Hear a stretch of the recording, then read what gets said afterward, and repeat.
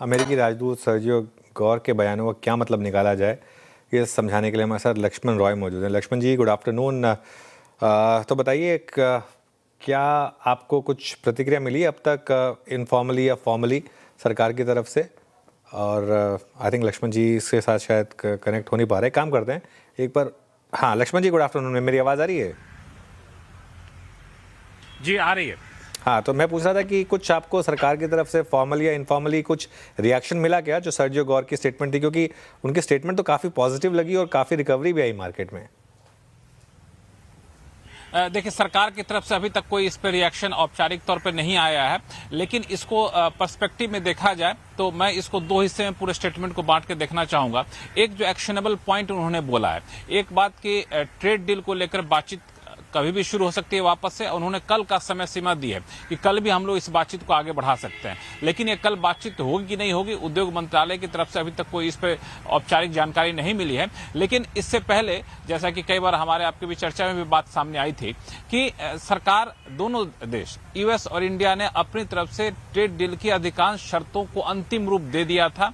अब सिर्फ एक सही मौके की तलाश थी जब इसको ऐलान किया जाना है। तो मुझे लगता है कि वो मौका बहुत जल्द आने वाला है और इसका संकेत आज अमेरिकी राजदूत ने भारत में यहां पे दे दिया है।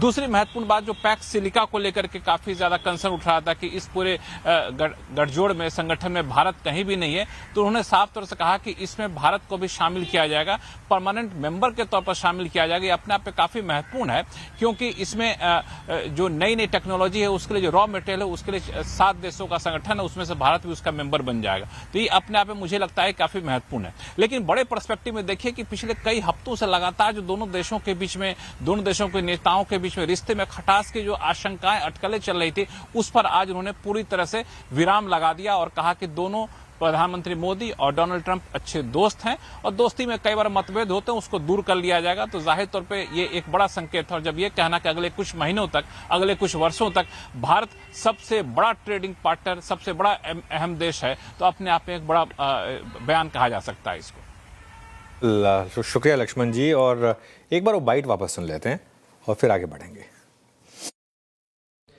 The United States and India are bound not just by shared interest, but by a relationship anchored at the highest levels. Real friends can disagree, but always resolve their differences in the end.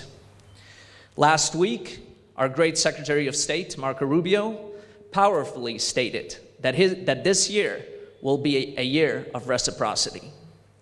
We are raising the standard for diplomacy itself. That means fair trade, mutual respect, and shared security.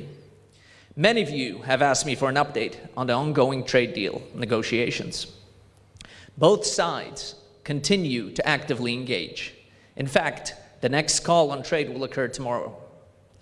Remember, India is the world's largest nation, so it's not an easy task to get this across the finish line, but we are determined to get there.